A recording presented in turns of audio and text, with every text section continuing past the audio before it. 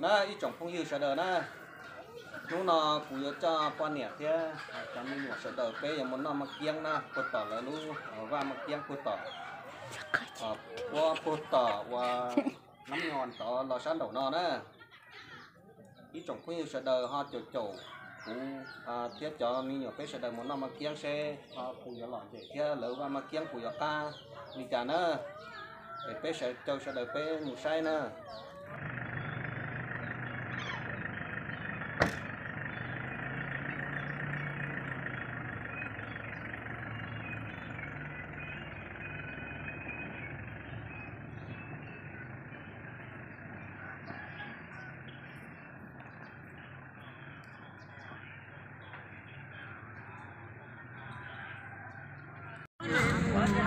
cho nó chế bé tuột chân đó bé kế bé nó là chế chờ do một giấc kế nó là có tỷ lúc trong lúc đúng tỷ nó sáng trâu nó trồng cái phong gì sẽ đỡ nó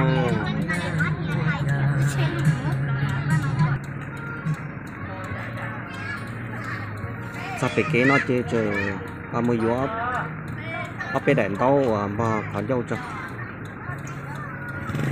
khó lúc chạy nó mua phai nhà thế chị giờ tô và tròn tông bạc khoảng chục giờ chỉ tròn tông bạc khoảng chục thì trái bây giờ một kỳ tô corona thế chị trên trái cam mó corona như thế thì cái một cái từ là như là tròn tông bạc khoảng chục xưa nữa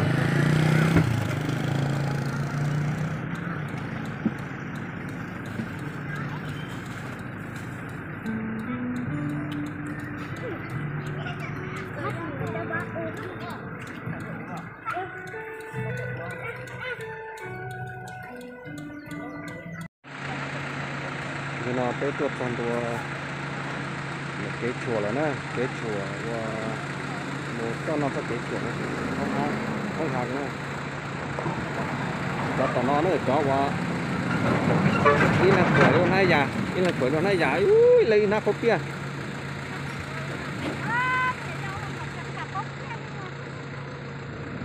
lấy na copia sư cho phó nữa các mẹ phó các mẹ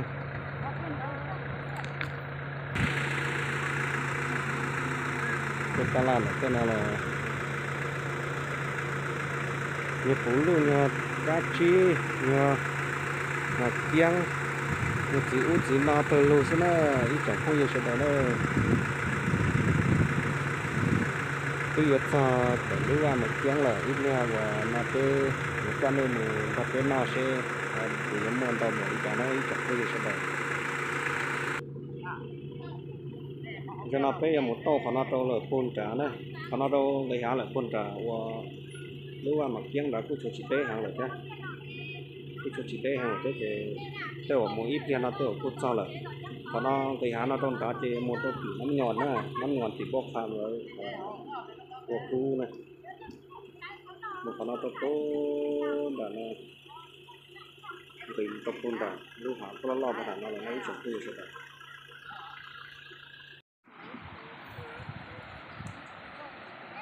nơi trồng phong yêu sợ đời nó cái tuột tròn tuột để qua mặt kiêng rồi nó nơi mặt kiêng xịt đau vào xưa nè phong yêu sợ đời giờ xe là bên nó xe có một lít trà nè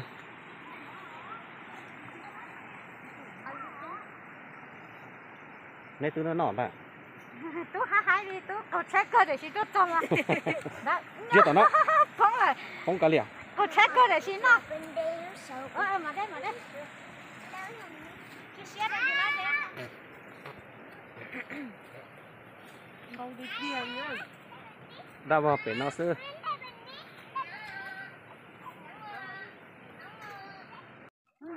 có chủ gì đó chủ gì nè ha đâu là khai là ní đâu nè tụi mình nhận tới mà hắn sắpเลยcả con thấy rằng mấy vậy tặng cao luôn thấy rằng là vậy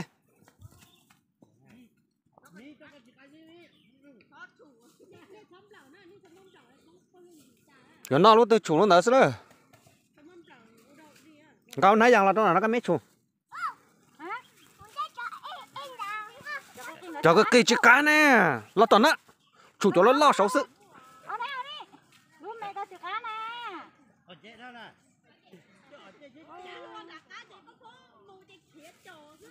nó ổ thế nó tổ lạ hơn thì nó đi chụp ô chế liền mà sao mất cái này giả chỉ là sai sao ngã là dễ sao ô có tua à chị có tua à chị hai lúa nó mày hai lúa nó chỉ đẹp bỏ nó mà giang hai lúa rong có tua nó mà kiêngเหรอ ô đây là tàu cờ rồi các bộ đen gì là chuyện đây à chợ đây cơ là hai năm đó chuyện đây à chợ đây cơ là tôi bộ đen chuyện đây à bộ ta các bộ con chế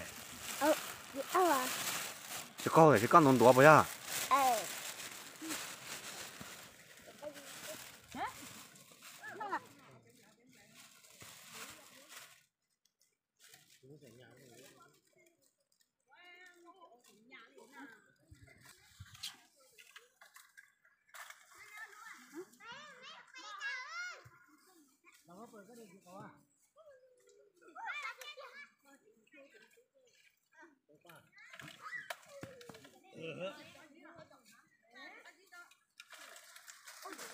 sao ô cái má chủ lúa từ chủ tới mà sao cái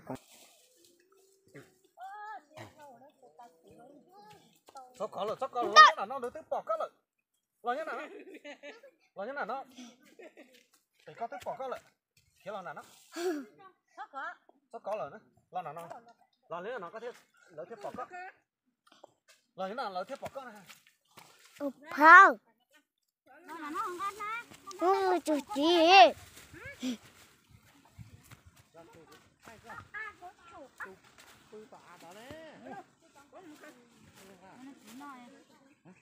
ông tới ăn rồi tới lấy tù ha. ủa ba cứ gõ tu còn đấy ông tu nát ông tu lũ nữa ba ca tu lũ nào đó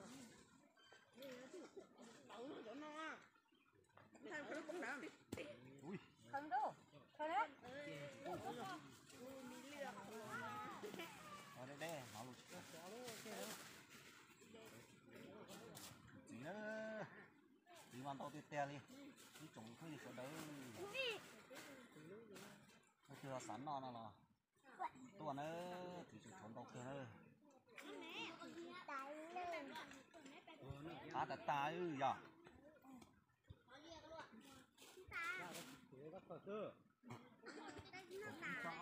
cho cái nó chơi tốt nữa tốt ha chết rồi hả đó nó chứ có năng có chạy chứ mà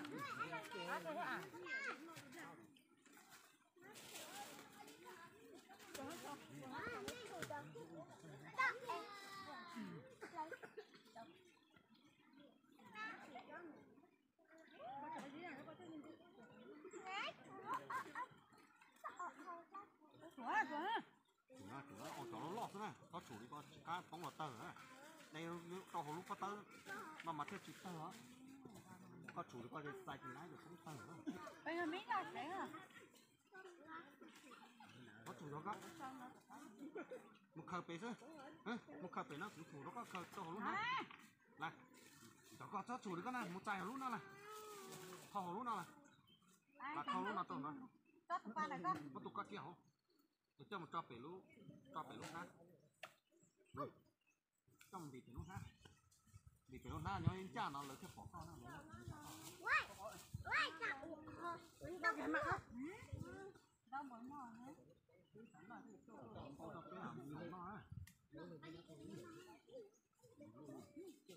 nó có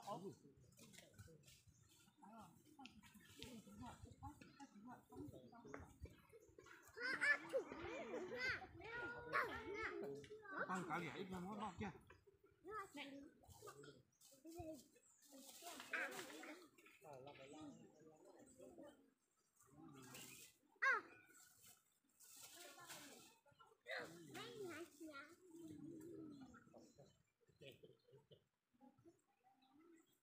ở mà một tí cũng là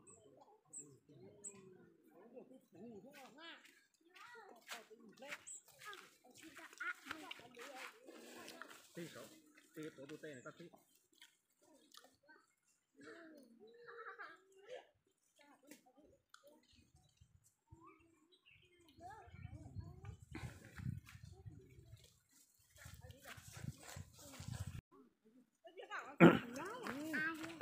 cái kia là rồi nó chỉ ta đấy mà muốn cứ ăn nữa lo tỏ nó bé thay đuôi là nét chỉ là nó bé thay đuôi là nó là bé nó chín đấy rồi nó bé chỉ nó bé tua xí nó gì kiểu ta nói những cái nó chín mà cá thì chín hai lúa đó tỏ là có nào bọc à tỏ là hai lúa tỏ nó có chết cơ để xí tốt cho mà chị chú chặt lời chứ à chị đâu nó có tầm một no đi là sao rồi nó rồi con là cái nâng luôn chỉ là bóng rồi đấy chỉ mua tao không cái nâng nó chơi của cháu là mẹ cái gì kêu vào mẹ à chị thổ miếng nói Tôi à. Trời, đâu đi mẹ thấu lúc hổ nó ha lúc con mà lúc hổ con mà còn đủ hả nó tới mũi lùi. Xoay lùi á hả? cả chính nó cả tập lại được hẳn cho à mẹ ở lúc cái mà chả là tiền để cho mà nãy giờ thế nó nè nè để mà to giờ chứ ba giờ thế cuộc đời nó giỏi mình nóng tua này nên chỉ cho cắn tua á Dạ ăn tôi ăn nó xé rồi. cắn tua vậy ăn một xíu nhớ tao chế mà hạt để chỉ tôi cho bỏ chỉ cái chỉ cho nhiều tua là nó nhỏ nên nó không không tiện đời nữa này Tại tôi để chị hỏi không bây giờ nó chơi là nó sợ biết một cái khá liệu nè học cũng mấy. Thấy. cái bóc cử nè nó nào Tôi bảo chị được. Bảo cái nó chỉ à chỉ thô nó chỉ tàu liệu nó bảo cái gì nè. à chỉ thô Nó tiểu nó nè. nó Ủa nó lo cho cái luôn nó.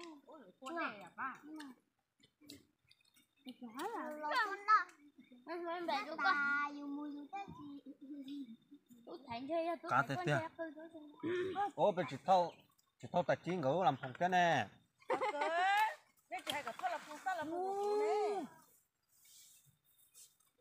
phụ này sa là phụ sa là phụ quê bên sa là phụ thế mà mà ta kể nó tua phải khơi rồi tua chả tua là phụ sống tua nhá hơi gì lử ở gì lử lấy tôi có tiền nào là con lấy tí lượng cao có nó cái gì nó lúc em nó lo tuột thêm màn rõ gan xỉa ha con nó này nó là tao làm phòng tôi à kia là gì tại vì anh không biết thôi chứ làm sao hay là cái gì đâu chạy phải chắc để tôi hay chứ hay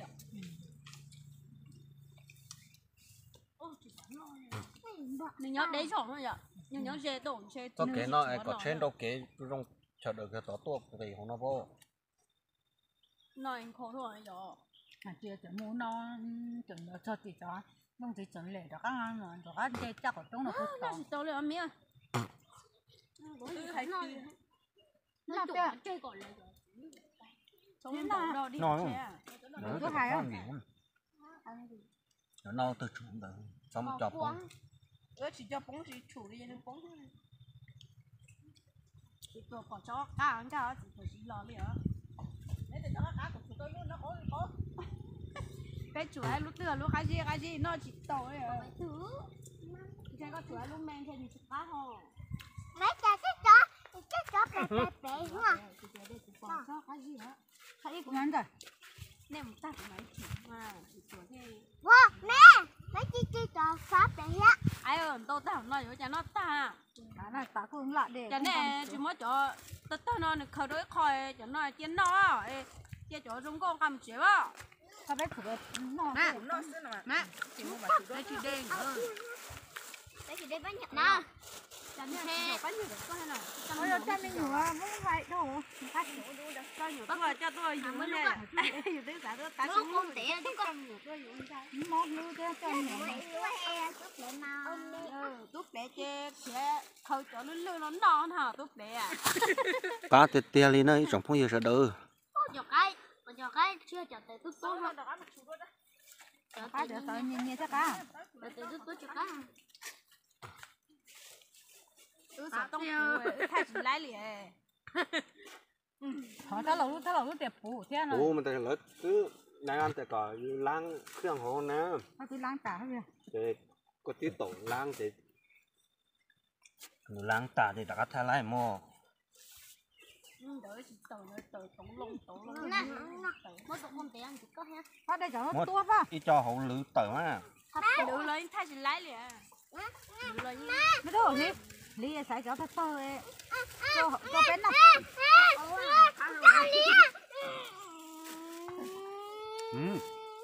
Nghe có. cái gì Nó có tao. thấy nó vô Có nó có tao. nó có nó ta cho nó chơi cho nó Lọt tả lư, tên lúc lọt tả Nó lư. sụp cái giỏ nào. để cố tôi Nó phải rằng chơi cái thôi rằng mà. À, chỉ xí á, thôi đây cho tớ nó tua, đây cho tớ nhìn nhìn thế cái gì? Cho tớ nó tua trước số cái này. đồ mùa vẫn là bữa này ta làm tổ thôi nó nó chỉ nó mang gì thôi à không có sợ nó sẽ đi nó cho trôi thì nó chỉ nó tới tới nó cho sạch khẩu thế nó là gì nó chỉ trong cái lưỡi chi theo lưỡi chi nó tồn đâu rồi nữa Để chỉ chơi mà là nhà này rồi. lên nhanh Là bé đã sọt thôi, ôi bé mua choเขาchơi tiền chơi mất trời. nó chạy qua đi làm này muốn người sợ là lấy ở lấy đen đen nó trầu tiên đã tới nó sàn đấy cho nha Mà là nhà mình lấy cơ. làm nhà hay lưỡi chi mà tôi cho lấy nó muốn đây ra phải rút to Giờ này nên nó sẽ nó tốt. Này vô mà muốn tôm to tốt cũng thế. Nó tiền à. Nó chỉ tàu đi.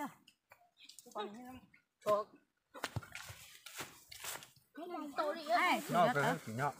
thôi nó cho như sao tôi sai con kia. nó thì nhà chỉ một chế lo lấy chỉ để hàng nhẹ nó tập với chỉ rất đã sợ nó luôn nó im mỏ Ôm. Tạm bộ nó đi. Kia ca tiêu. để nó cho mọi mà chỉ thôi chín chắn nó để nó cho mọi anh à chụp lắm rồi phải cho nó là cứ liền mi cái nói từ tuổi à Chưa, con chuyển càng luôn này. chó đã ở tuổi ở đây nó nói còn nát khờ là cho được á gì cơ nè để em lỡ mũ đây không không má ông chị nãy rồi để đón đợi cho tao gì á gì ồ cho không đã ở đây thôi lỗ mũ ở đây lỗ mỏ đắt nó Ô, đâu nó chỉ ta liền. Dạ. Một cái ở lúc nãy giang rồi ít lệ Có đấy. trở mà ít lẹ cơ mà. Ít lệ đấy ở lũ nó không. Cả chín nó còn tốt xấu ít lẹ mà. Nó chỉ to. Ôi nó chỉ to to chưa.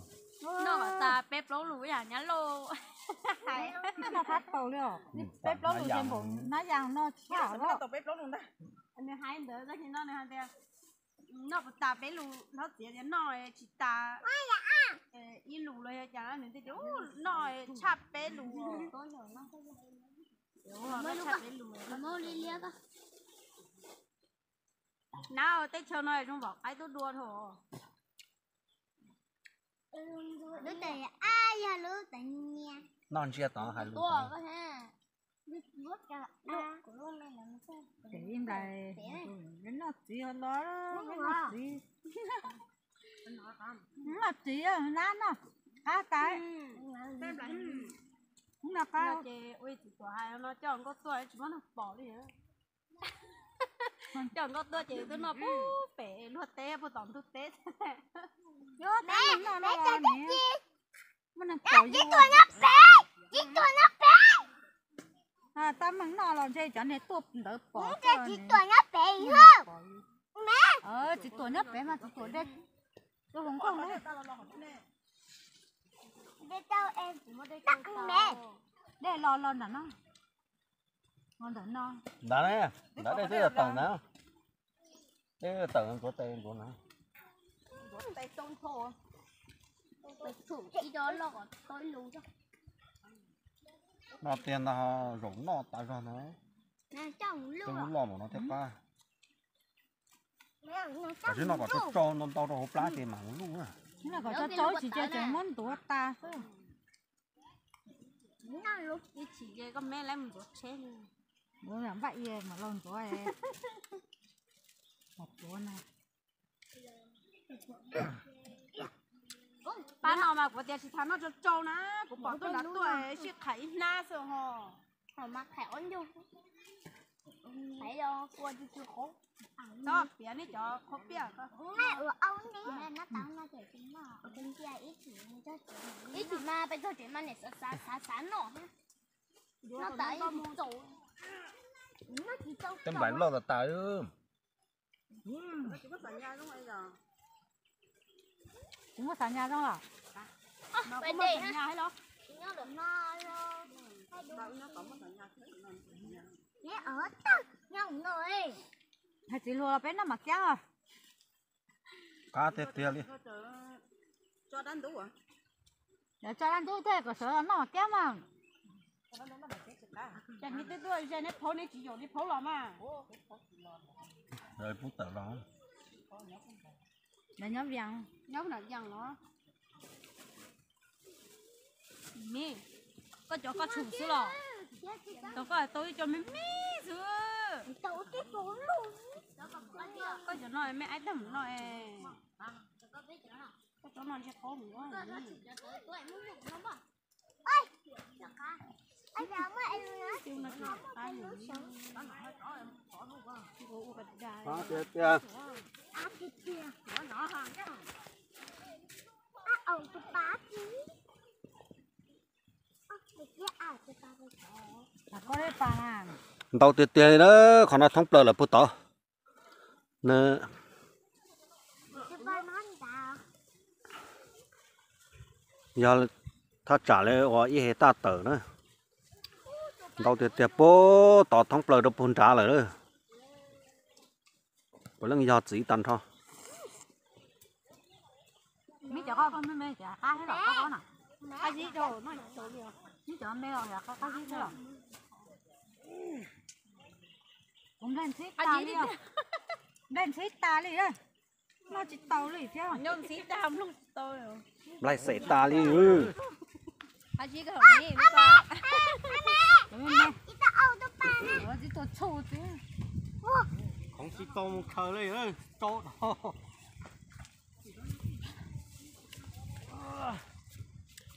có Chị chủ tí cho cá gì thế này nè đấy. có tôi chua chứ chua còn nâng cao chuyện khác qua phân cho luôn con xin ở đây này em mà chua chua chẳng đi tay cái nó con xin được rửa thế nên xin rửa luôn nữa là rửa luôn Nó chủ lại đấy. rửa chơi chua đấy Chủ nó có cho một chủ này này. rồi chỉ phóng ta chè rồi chỉ có Nó lấy ngón tay chưa? cái Nó chỉ chỉ có phun lấy nhiều nó vô lại thủ. nhỏ rồi chỉ có mà phóng ta chè con thôi nhỏ Mông luôn á. đi té đó bây giờ hãy chuyện đông phút nha tên lên Chủ nó ha. Là ta. Chủ tí lỏ á. nè sao mới được tùng cái lúc cái cũng sao hả vậy nè Nó vô cái dạng con á. lúc chỉ chuồng cái là lúc phải tao ạ lúc thế này lúc thế này được lúc này lúc thế này tao đi có thở gì mùng lo lo chỉ nói chỉ một chút ăn được Quá to. vô sẽ ta lên hồi đó là hay con nào chàng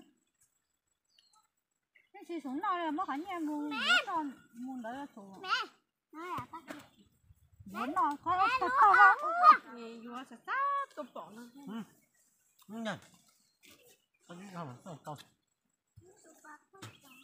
Cái gì đó nó chỉ tàu đi.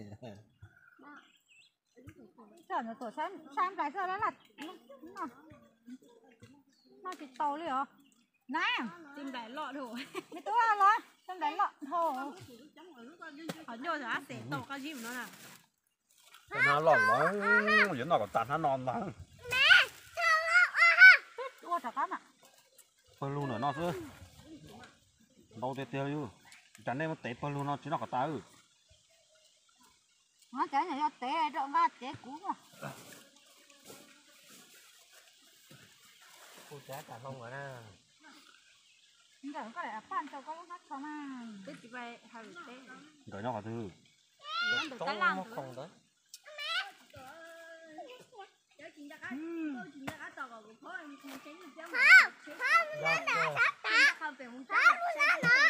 Thôi chưa. Mới chứ. vậy thử lại cho nó Trong đó hồi nào được, trong đó hôm tới không mổ. bỏ trong đó hâu nó đó lúc nào chỉ trong đó hâu mà Trong đó hồi giờ chỉ lúc đó không mổ rất là rồi. chúng nó lỡ khánh nhung à để tiền chúng tôi vào Lúc tôi vào em từ không mổ tí nữa. Chị lúc nhìn tới đâu bỏ đuôi có thứ nó thảo nói không nghe tung khâu. Tổ. Chẳng lẽ lại chuẩn mẹ nó làm bộ. cái gì Nè thằng non to. thằng nào đó Chị đùa. Đó. Nếu nhiên đéo của nó sẽ hay tám à. chưa bà Của là cả của. Ủa sao chủ đó nó to rồi. chủ tao mới đâu sợ sợ à không nào Nếu có chủ đó mẹ cho cá được. Tiếp lia các mấy mặt chủ đó. sợ thế này lúc trẻ à Có chủ đó mẹ nữa. Chỉ chủ đó là nó cho bé mù lấy là có chỉ lấy nó đấy. con dê con đi hẳn dê tao mà có bữa Đấy thì ơi con này mẹ hai nè. cái tụi nó chơi Mấy chẳng như tôi nó rồi. với bạn Con chơi tôi chơi thằng tôi dọa chê. Nên nó tao chê nó thiểu. Này chỉ nó rồi tiền nữa cũng non to tả đi. nó to ta ấy Nó sát trả ít lục phải mà. Đã lâu rồi. Đứa trai đâu gì à. Ba chuyện tôi không chỉ tông không mà chén này ha. Nó to luôn á chị à. Nhảy lúc tao. Bây giờ ta không được thì nhưng mà nó có ta không đè bây giờ năm bờ vàng nó ấy. Nó non tối giờ sớm bờ vàng. Này to có mấy. Sớm bờ vàng nó non tối. gì chẳng nó chỉ tàu đi hả nó chơi nó chơi to đấy hả sợ là Thực bạ là. cá tua thứ phải suy nữa tôi giờ này sáng nhất là chế Tổ thế vào là. là tôi Nó đi tối thôi cho nó nằm nó. Đó là số bỏ. Chú có thể trên đông cho trên nó cũng mấy nha nha chị à. Nha chị chú nha chị lo. nhà nhắn là chỉ sai trời tự nhiên nhiều mà thế Có chỉ nó. đây giờ tự nhiên nhiều sao đây giờ tự tốt Ừ. giờ tự tốt cho nó dùng đồ tự tốt có tay Nhìn nhận là. Lấy cho nhiệt thái to to nhớ. Kìa. Mấy cái này cái nhiệt tua.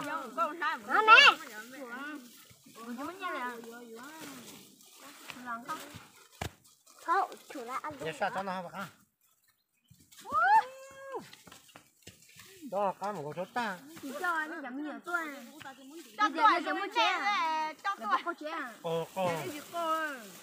Bê món. mấy tô thấp thủ chó trong đó Cái gì thôi. mấy đứa cái chủ đó là cho luôn nè là cho luôn nè mua cái chủ cho luôn nè Cho gà rồi nhắn gì có đây cho cái gì nhớ là đây bỏ nhiều chuối được con nhiều chuối chẳng dùng bớt chơi lu cho mình cái gì thôi. Bắt cho. Kìa. Thì tụi bay chụp về khó mà hả muốn cắn bèn. Nãy bay bể gì bỏ lắm. cá thầu nó chỉ to cái thảo này dâu của đứa xã Từ lúc lòng của nó luôn. À, đây họ nó sổ tông. Có tật tà liu. Đang cái gì mà. Để rồi nhá. Giờ còn nó cho sổ tê cho ý ôm bắt của. Ý trồng phong yêu sợ đỡ. giờ họ sổ trống sổ mua Có chỉ tuột bé tuột nào mà kiêng nữa. sổ trống sổ giờ nó mua khoai chơi lệ chết cho chết nhà bé cho chết Nên chỉ tuột cho trả. Nó bùa tận đây nào mà kiêng tà thì chỉ lấy nó nữa. Nên là nhằng nó xuống rồi. lần kia chết thì chơi mà Chị chế không có. Qua bổ luôn. Đây nàn đây. Tao tê tê lia. Để chơi nó giả nó sẽ. Kéo trà liu. Một thủ ra. Cái tôi nó chế chấp lá tuần tỷ tao nó ư. Đây là có. cái gì cũng mà lấy thẻ á Cả cái chín mê rồi. nhà lấy thẻ cái chế tôi của chơi của mà lấy Chơi nó tới sẵn nó cả tốt nó. Cái thằng cái chơi của cái có tụi mà đến đây mà đi. Nó nên nó mà thể nhiên đi. Cái từ sẵn nó chế tuần nó là khó cho nó nhát rau tỏ. Kế chùa thông hạc nữa. lọt cho là kế yon cái môn đá nam mu nè ấy yon một tí năm nhọn nè cá tiệt tiệt đi nè này to hả to hai đứa đó mà hả xiang mi to bột đê bột khải khó pia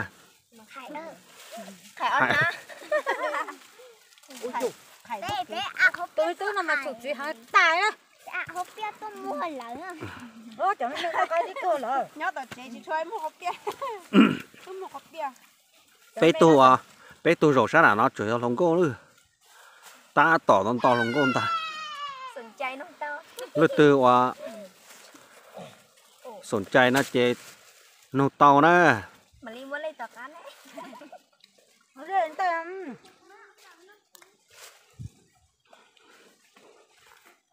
đây là theo hô to là nhẹ là theo hô to tôi mà thế kia nhá tao tưởng là lỡ xong lỡ nó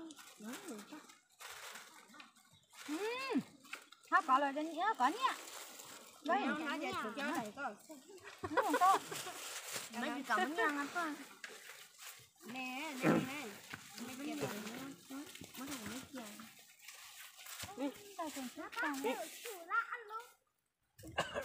ta ăn là mấy làm gì tạm không con nồng cho mấy nó khác chứ cơ thiếu có dạng ngay nữa bây ngay nữa nó ta ủa nếu chuyện tìm mỏ tôi bên tìm mỏ á nhưng gì mỏ chứ thì mỏ to con bỏ là tôi chín chạy nào nó là chi mua nó giờ chi cái nào là cái này mua nó thôi tới đi nó là cái chín chạy mua tổ ô tô đồng toán bỏ ra lên tiêu nó bỏ là phải để tôi phải đi nó lọt à hả đi cho về chủ cho về chủ ai lúc ra là tiền lúc ra là tổ ô tô đồng à cho nó mà cho nó chủ đó cái con tiêu đó cho con chỉ thôi nó chỉ tàu hả cái chứ nó đi nào quá chị con nó kia lùa quá cái hắn thầu cũng lên nè lúc mà đấy con tổ con bông tay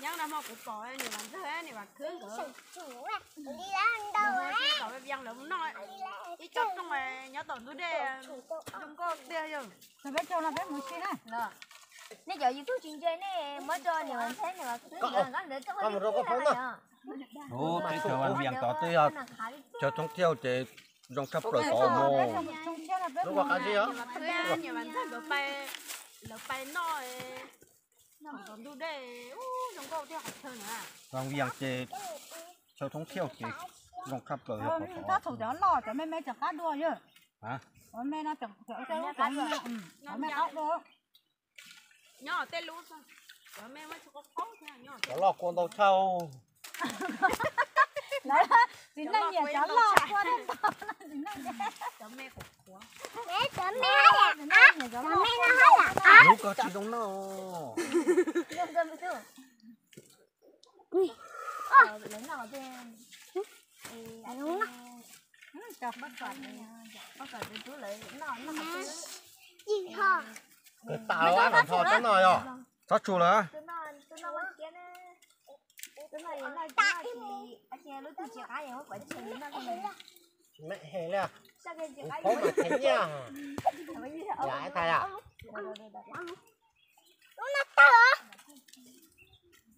sát chủ lấy là bé à chủ chủ nhỉ lúc thùng ní nè còn gì nó sổ qua nhắm ôi giờ chỉ sổ hay á để tôi hàng nói chỉ tôi thì phải tôi thế lửa gì đâu không à kiểu chủ nè chủ này tôi tưởng là có trên chưa nữa có sao có trên chưa nữa có chính như tiệt tiệt đó đi trồng phu yêu sợ đời đó tên nó đầu tiệt tiệt đi là tên nó là những đào vào bắt thông đời nó xí nè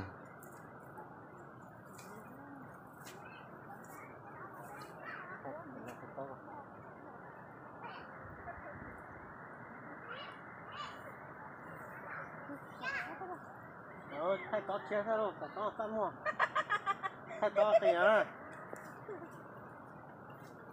nè tao vào thế nào này nè chờ tao biết có trả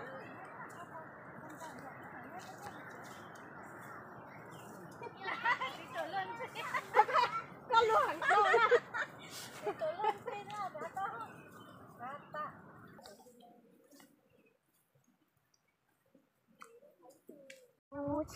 chỉ nó để lại kia cho một kiêng để to plau na chi na nó nè plau na chi na nó chị bé nó bỏ khởi thầu thì chị bé một chế na một chế nó ngay cho chị nó cho một lúc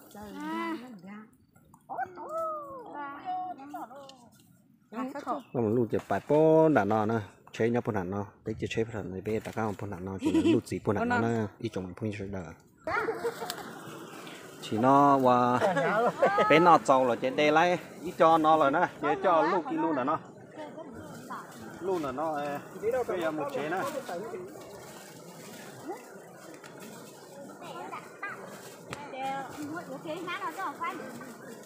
ủa có như nó nhớ nghe mua nhiều nè mua nhiều nè mua lợi lên này nếu cho anh nhập đến rồi á mua cho được có chế đâu lúc bé nè bé lúc ó lúc to nó này đi cho lúc ít tiền lửa cái lúc đó bé ta nó vô vô bắt tao à vô nè đây lấy thì vô ta mà vô chỉ ta chỉ mong gì đó thế vô bắt tao để tôm gì con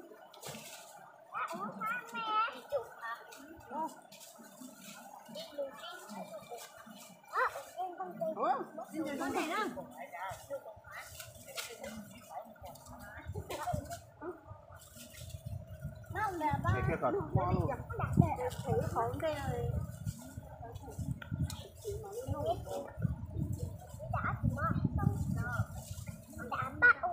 không gì thế mà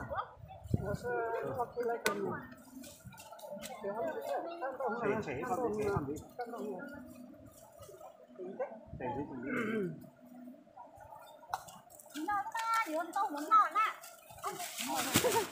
họ nói như thế lại không họ nào có tao mà chắc bé nó chi kia mày đã có chi kia mày chân to hơn nè cho nè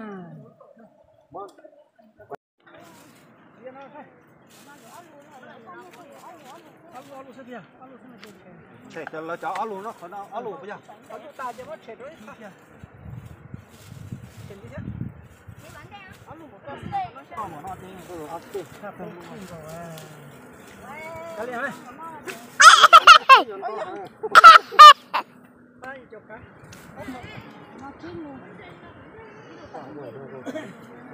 chỉ có thôi thay nặng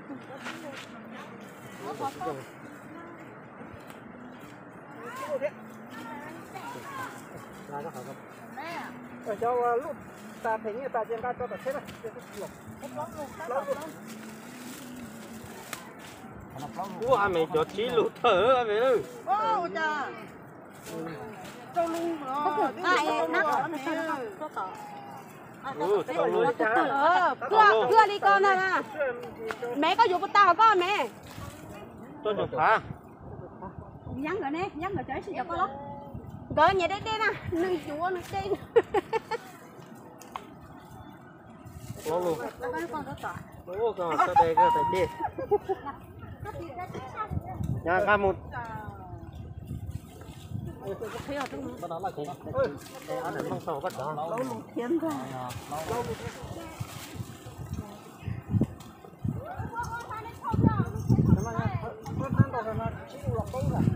đi na ở na chỉ lùi na lâu luôn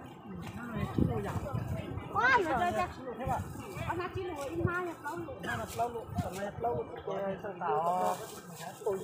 đó mà cái chè là cũng muốn xin được phải nhia thôi ủa còn đó chỉ tao mà mót tí tên nó chỉ tao mỗi cái chè khi chè cái chè nó to khó nữa tại thức khi nhà nhà thứ sáu rồi nè nó biết lắm luôn đấy lố luôn à con à ta tập lố luôn à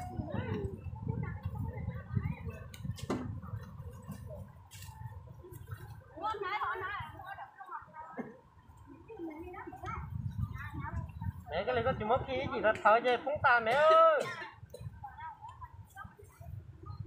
muốn tìm riêng cả luôn à còn có hai tia có cái của mình như thế nó là cổ lâu của gì vậy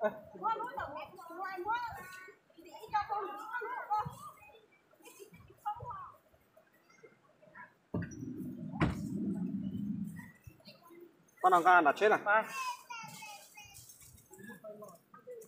nó bên nó mỏ cho bạn nè nè cả chín nào luôn nó mỏ cho bạn cả chín nào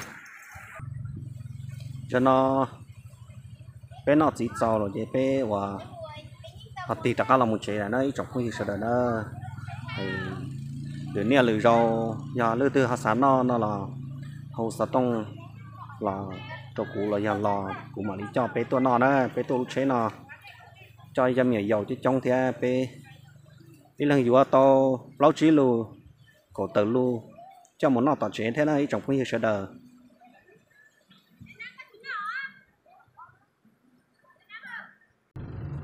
nó ít trong không sợ đời nó cho ba niệm mình mà sợ đời tôi nó một giang nói nó là chế bé và tất cả là một chế là nó tất cả là một chế là còn nó chế tự do đời và cổ giòn nó là nó chỉ một trâu đã đây nó chưa chỉ một trâu tỏ bố thì nó chỉ một trâu bố thì và giò một lồng chỉ rằng lúc trong lúc bố thì nó tất cả một trâu sát đầu tê giò xiềng mình sát đầu là nó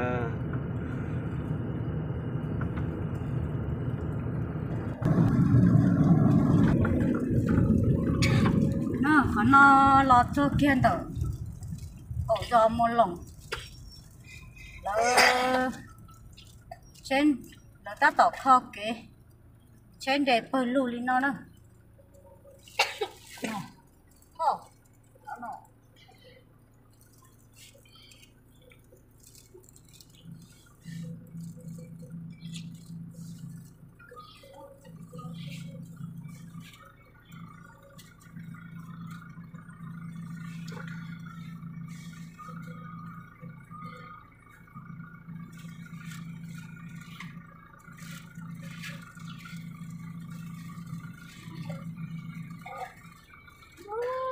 suốt chặt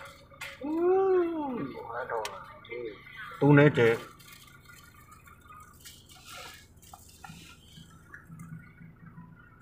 lọt xong được kế là nó trở thái kế nữa trở thái kế chế trở và cháu ít có kế chia tao nó có kế chia tao nó nữa và tao có tu chế lúc khoa nó tôi chỉ là cô là cháu kế tao nó là nó thì thầy cho chế nó chứ trong ít bây giờ chế nó mù là cho kế cho chế nó một thâu tạm mà bé mà đi lái mùa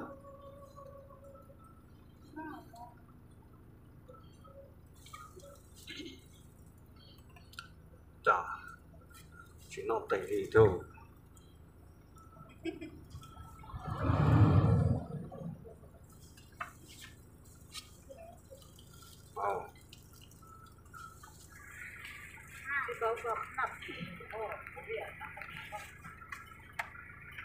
thay tới thay phải nhiều chả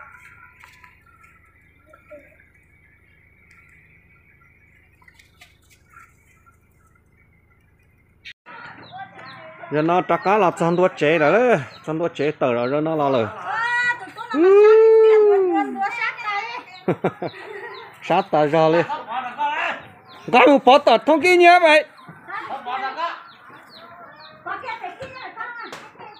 tú nó là có chế thế sát chỉ sát liền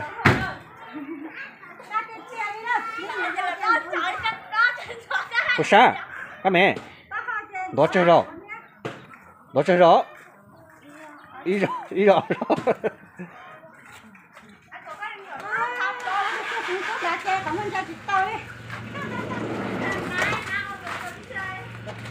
là trong đó chế lại đó lửa nè lửa rồi bé mà đi tất cả mù sai đua lửa khó che na ít trong những khu vực sẽ đỡ na